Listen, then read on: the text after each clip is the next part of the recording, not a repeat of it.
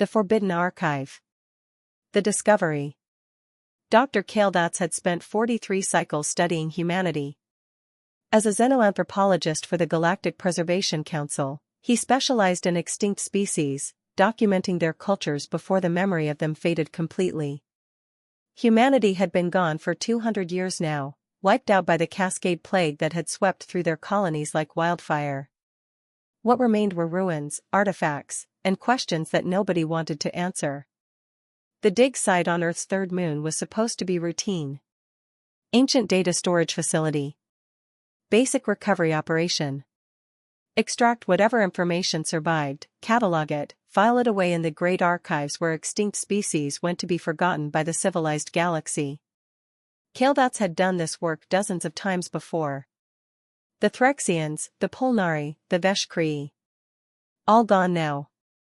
All reduced to entries in databases that few bothered to access. But humanity was different.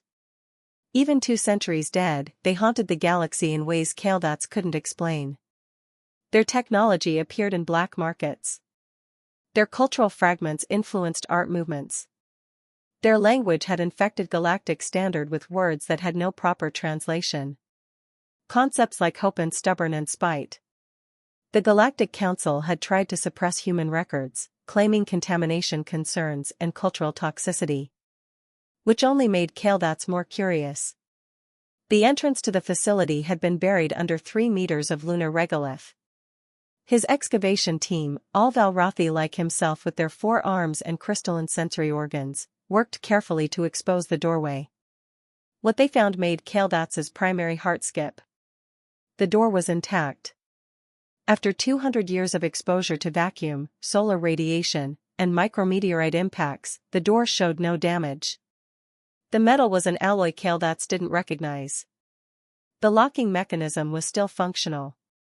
And above the door, carved in a script that predated the Cascade by decades, were 3 words in ancient English: Alexandria never surrendered.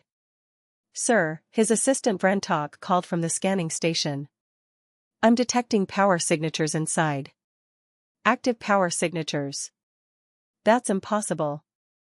Human technology couldn't maintain power for 2 centuries without maintenance." "Run the scan again," Coldest ordered, though his sensory organs were already tingling with excitement. This was unprecedented. This could rewrite everything they thought they knew about human capabilities. The second scan confirmed the first. Not only was there power, but the facility's environmental systems were operating at full capacity. Atmosphere, gravity, temperature control, all functioning as if the facility had been occupied yesterday rather than abandoned 2 centuries ago. Coldest made a decision that would change his life. "We're going in. Full environmental suits. Document everything. And Vrentok? Make sure the recording systems are encrypted.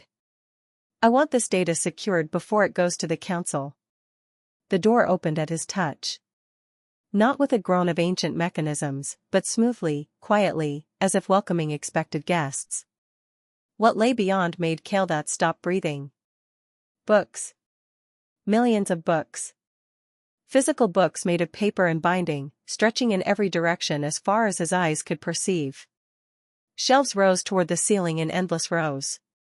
Reading areas were arranged with furniture that looked comfortable despite its age. Holographic displays floated between sections, showing cataloging systems in a dozen languages. And in the center of it all, sitting at a desk made of real wood, was a human. The librarian. She looked up as they entered, and Coldest felt his secondary heart lurch. She was alive. Impossibly, incomprehensibly alive. A human woman, perhaps in her early 60s by their aging standards, with gray streaking through her dark hair and lines around her eyes that spoke of laughter and sorrow in equal measure. She wore simple clothing, practical, and her hands were ink-stained from whatever work she'd been doing. Finally, she said in perfect galactic standard, though her accent was unmistakably human. "I was beginning to think nobody would ever find this place. Please, come in. You've traveled a long way, Dr. Coldest. The least I can do is offer you tea." Coldest couldn't speak. His team stood frozen behind him, their weapons drawn but forgotten as they stared at the impossibility before them. The woman smiled.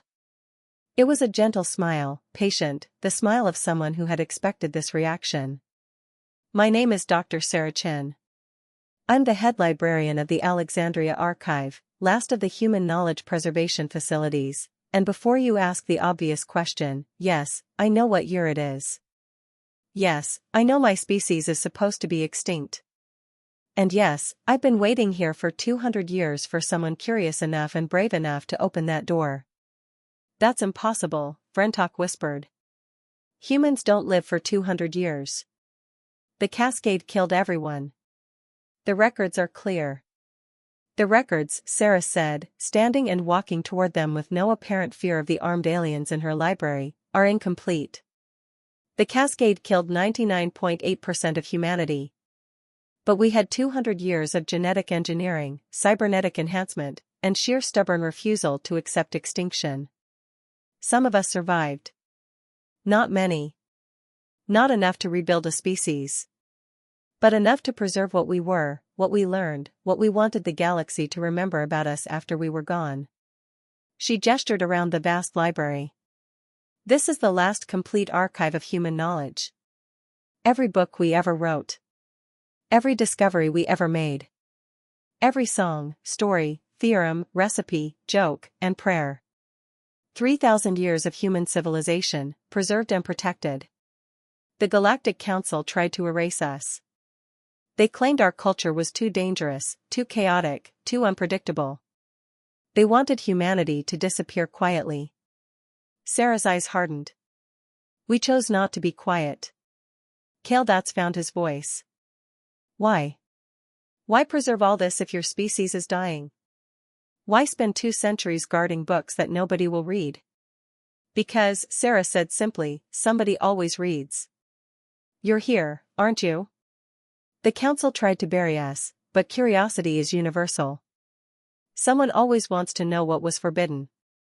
Someone always asks the dangerous questions. I've been waiting for that someone. I'm very glad it's you. She walked to a nearby shelf and pulled out a book with practiced ease. The motion was so smooth, so natural, that Coldest realized she must have done it thousands of times. Millions perhaps. 200 years of tending books in solitude. This, Sarah said, holding up the book, is a collection of human poetry. Words arranged in patterns that create emotions, that communicate experiences beyond simple data transfer. Your species has poetry, Dr. Coldest. I've read it. It's beautiful. Crystalline and precise. But human poetry is different. It's messy. It contradicts itself. It tries to express the inexpressible. She opened the book to a marked page. This poem was written by a human named Dylan Thomas. He wrote it for his dying father. The last line says, "Do not go gentle into that good night. Rage, rage against the dying of the light." Sarah closed the book carefully. That's why I'm here. That's why I've spent 2 centuries alone in this library, keeping the lights on, preserving every scrap of what we were. Because humanity did not go gentle. We raged. We fought the cascade with everything we had. And when we knew we couldn't win, when we knew extinction was coming, we made sure our rage, our joy, our curiosity, our stubborn refusal to surrender, would survive us. The council will destroy this place, Coldest said quietly. If they learn it exists, they'll send a fleet to demolish it. You know this? Yes, Sarah agreed. Which is why you're going to help me move it. The plan. For 3 days, Coldest and his team explored the Alexandria archive while Sarah explained her plan. The facility wasn't just a library. It was a ship. A massive generation ship designed to look like a data storage facility, hidden in plain sight on Earth's moon for 2 centuries while the galaxy forgot about humanity. We built it during the final years of the cascade, Sarah explained, showing them the concealed engine systems and navigation arrays. When we knew we were losing, a coalition of scientists, artists, historians, and engineers pooled everything we had left. Every resource, every piece of technology, every person who could still work. We built 12 facilities like this one. 11 were discovered and destroyed by the Council. This is the last one. How did you survive alone for 200 years? Vrentok asked. The question that had been bothering all of them. Sarah gestured to a medical bay hidden behind a false wall. Human genetic engineering was more advanced than the Council admitted. We developed treatments for aging, cellular repair, cognitive preservation. I'm technically 247 years old. I was 31 when I volunteered to be the archive's guardian. I knew I'd spend my life alone. I knew I'd probably never see another human again. But someone had to stay. Someone had to keep the lights on. Her voice didn't waver, but Kaldats saw something in her eyes. A loneliness so vast it made the space between stars seem crowded. 2 centuries of solitude, of speaking to no one, of tending a library for ghosts. What do you want from us? Kaldats asked. Why reveal yourself now? Because the galaxy is sick, Sarah said bluntly. You feel it. Everyone feels it. The Council has grown stagnant. Innovation has slowed. Art has become formulaic. Science follows safe paths. Do you know why? Because 200 years ago, the galaxy deleted its chaos factor. Humanity wasn't just another species, Dr. Kaldats. We were the ones who asked the stupid questions. Who tried the impossible experiments? Who created art that made no sense and technology that shouldn't work but somehow did?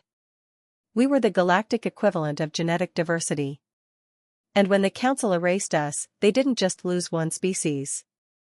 They lost the element that kept the entire system healthy. She pulled up holographic displays showing galactic statistics.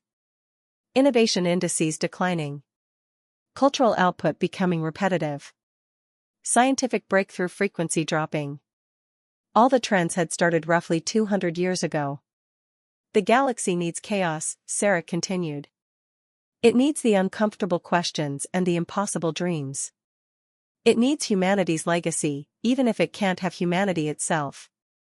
So here's my proposal: you help me move this archive to a location the Council can't suppress. You help me make human knowledge freely available to every species in the galaxy. And in return, I'll give you something the Council has been trying to achieve for 1,000 years.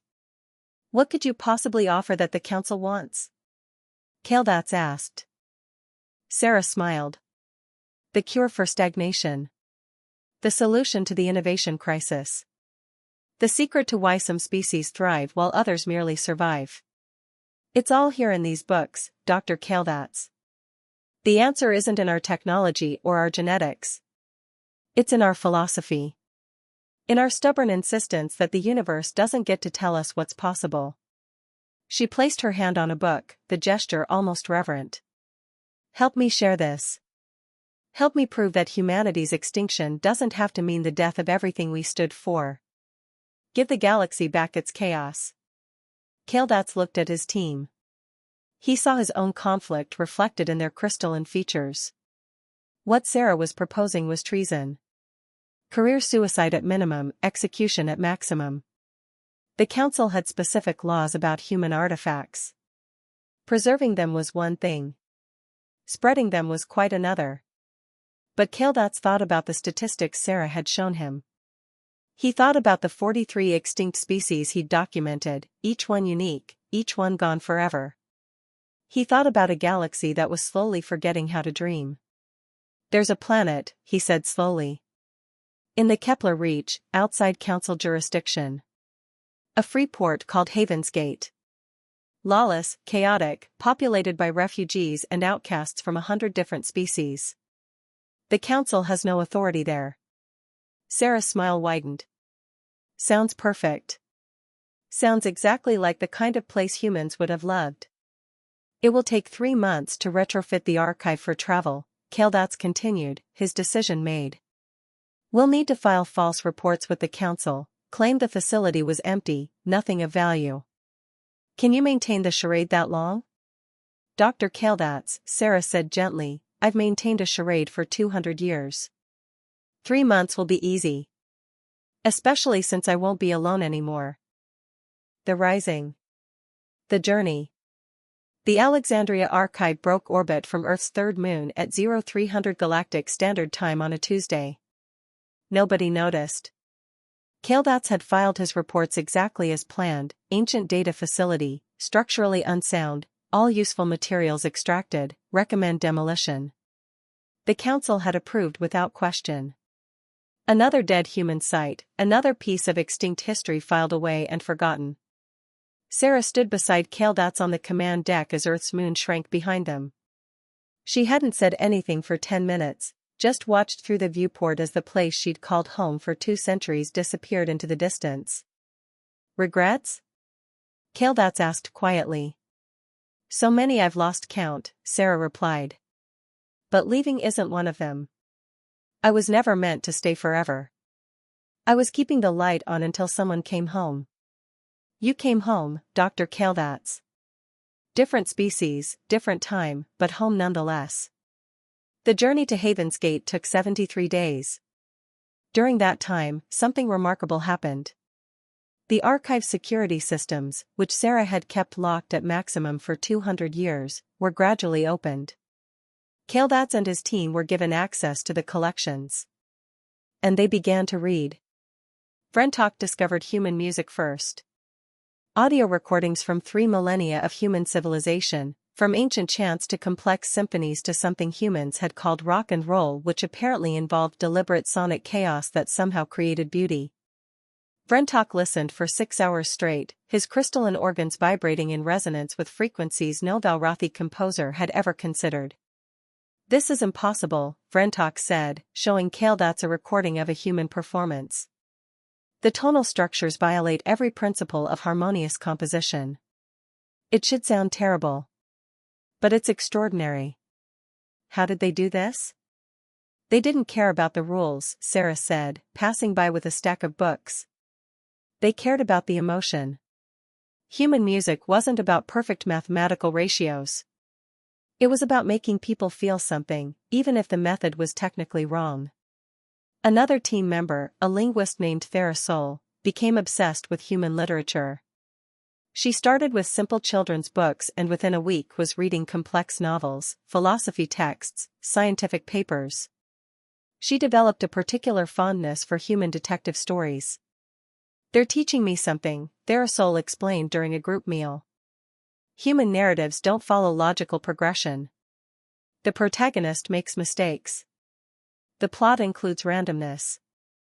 The resolution isn't always optimal. But somehow that makes the stories more satisfying than our perfectly constructed narratives. There's something valuable in the imperfection. Kaldats himself spent hours in the science section, reading human research papers from fields that interested him. What struck him most wasn't the discoveries themselves, though many were impressive. It was the methodology. Human scientists didn't just follow established procedures. They experimented wildly. They tried things that shouldn't work. They published their failures alongside their successes. You archived your mistakes, Kaldats said to Sarah one evening as they shared tea in the reading room. I found hundreds of papers documenting failed experiments, disproven theories, approaches that didn't work. Why preserve your failures? Because, Sarah said, pouring him more tea, every failure taught us something. Every wrong path showed us where not to go. Your species, and most species in the council, only publish successes. You show the finished product, the polished result. But that means every researcher has to make the same mistakes independently. They waste time rediscovering what others already learned the hard way. She gestured at the shelves around them. Humans believed in learning from failure. We celebrated the attempts as much as the achievements. That's why we advanced so quickly in such a short time. We weren't smarter than other species. We were just willing to be wrong more often. The council would say that's inefficient, Kaldats observed. The council has been working on the same major problems for 3,000 years with minimal progress, Sarah countered. Humans existed for a fraction of that time and went from using stone tools to exploring other solar systems. I'll take our kind of inefficiency over their kind of efficiency any day. Haven's Gate.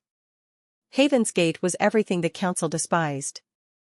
A massive station built from scavenged parts of 100 different vessels, populated by species that didn't fit neatly into the council's orderly categories. Refugees from failed colonies. Traders dealing in goods the council deemed inappropriate. Artists creating work that violated acceptable aesthetic standards. Scientists pursuing research that proper institutions rejected. It was, in other words, exactly the kind of place humanity would have thrived. The station's governing council, a loose coalition of representatives from the major population groups, met them at the docking port. The leader was a Melvari named Kixeth, her compound eyes reflecting curious patterns as she examined the Alexandria Archive's exterior. "So," Kixeth said, her translated voice carrying an edge of amusement, "Dr. Kaldats arrives with a mysterious vessel, encrypted communications, and a request to dock that includes the phrase galaxy-changing cargo. I'm intrigued. Also suspicious. Explain before I have you shot for being council spies." "We're not spies," Kaldats said. "We're criminals. Or we will be once the council discovers what we've done. This facility contains the last complete archive of human knowledge. Every book, every recording, every scrap of information humanity accumulated before the Cascade. The council tried to erase human culture from galactic history. We're here to make sure that doesn't happen." The silence that followed was profound. Then Kixeth began laughing, a clicking sound that echoed through the docking bay. "The council tried to delete humanity," she said between clicks. "Of course they did. Humans were too chaotic, too unpredictable, too dangerous to their carefully maintained order. And you want to share this forbidden knowledge with Haven's Gate? With a station full of outcasts and rebels and species who already hate council authority?" "Yes," Sarah said, stepping forward. "That's exactly what we want to do." Kixeth studied her. "You're human. You're actually human." "How?" "Long story involving genetic engineering and medical technology the council claimed we didn't have," Sarah replied. "Short version, I'm the archive's librarian and guardian. I've kept this collection safe for 200 years. Now I want to open it to anyone who wants to learn. No restrictions. No council oversight. Free access to any species, any individual, who's curious enough to read." "Do you have any idea what you're offering?" Kixeth asked quietly. "Human technology alone would be worth fortunes on the black market. Human weapons, human engines, human medical treatments. People will kill for this information. Then they'll have to kill a librarian first," Sarah said calmly. "And I've had 200 years to prepare security measures. This archive doesn't leave this station. Everything stays here. People come to the knowledge doesn't go to them. Just like the original Alexandria." Kixeth considered this. "You'll need protection. The council will send agents. Probably assassins. Definitely lawyers, which is worse." "We're counting on it," Kaldats said. "Which is why we need Haven's Gate. You're outside council jurisdiction. You have your own defense fleet. And you have something else, a population that benefits from chaos. The species here are the ones the council rejected, the innovators and artists and thinkers who didn't fit the approved templates. They're exactly who needs access to human knowledge. You're asking us to start a war," Kixeth said bluntly. "The council won't tolerate this.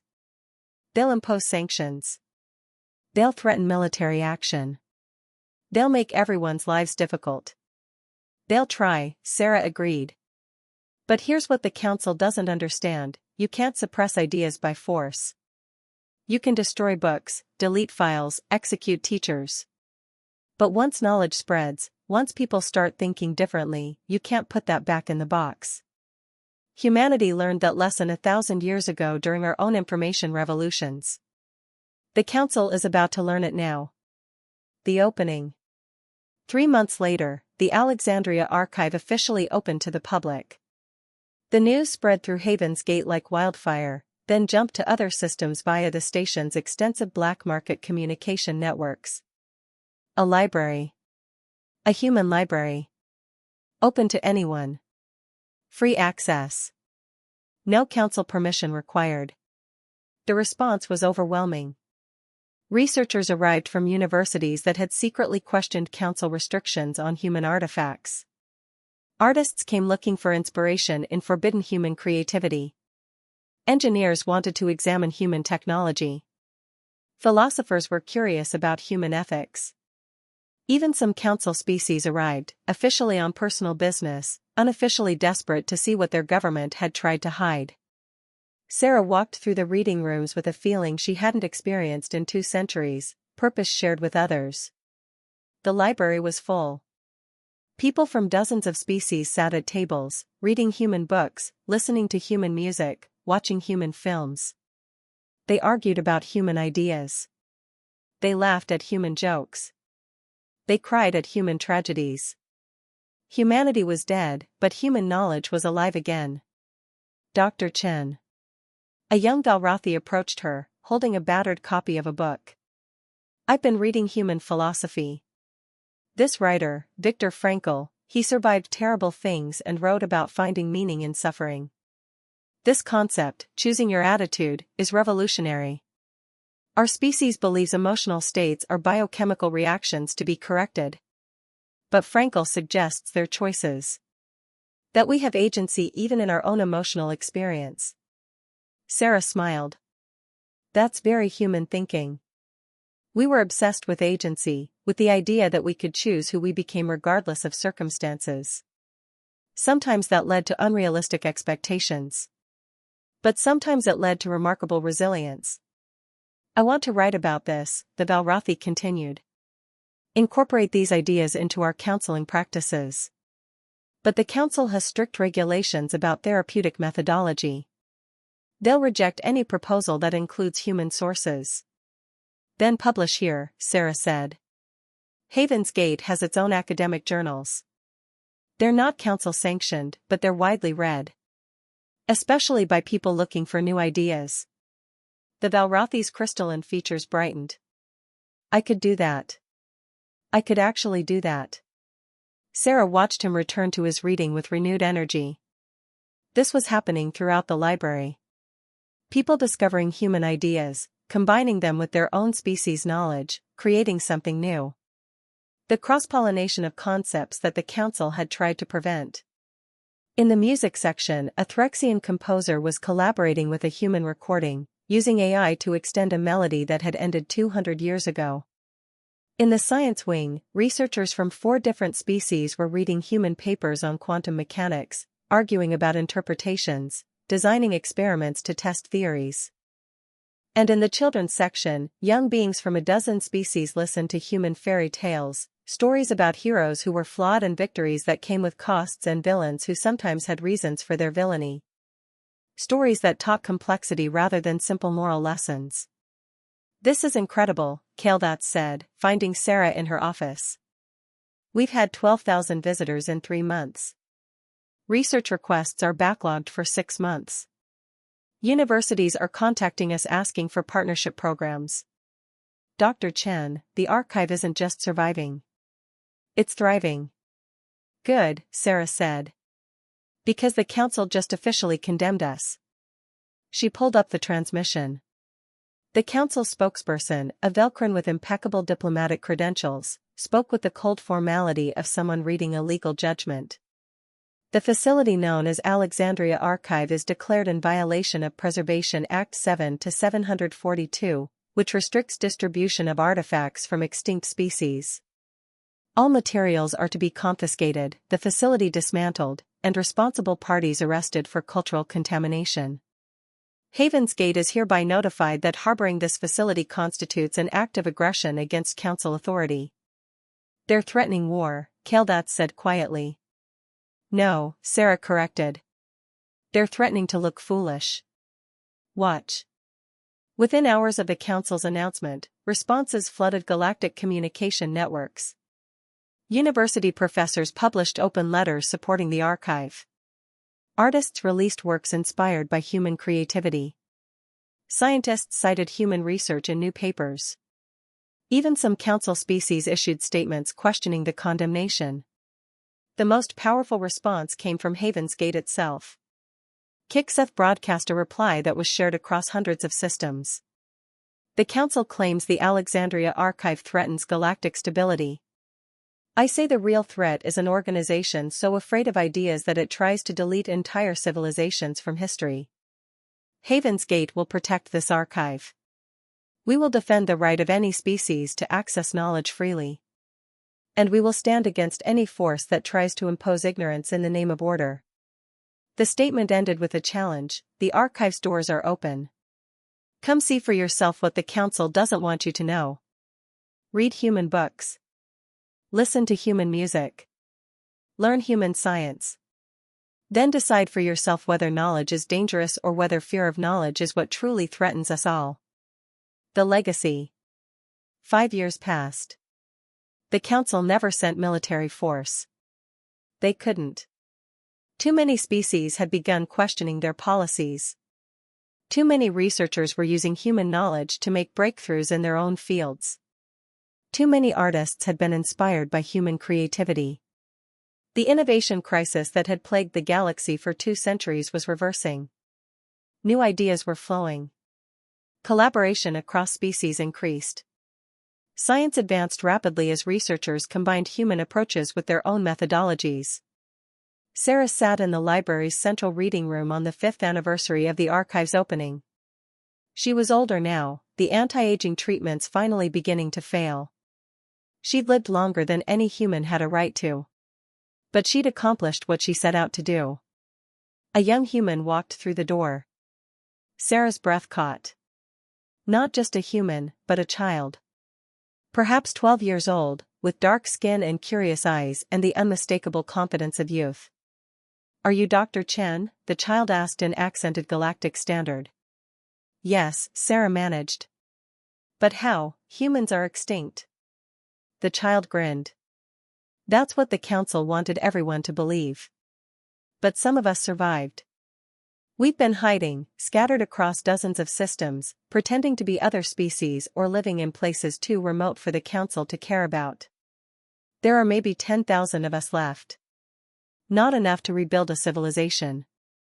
But enough to not be extinct." Sarah felt tears on her face. 200 years of loneliness, of believing she was the last, of wondering if human extinction was truly inevitable. And here was proof that humanity persisted. "I'm Amara," the child continued. "My grandmother told me about this place. She said you've been keeping our history safe.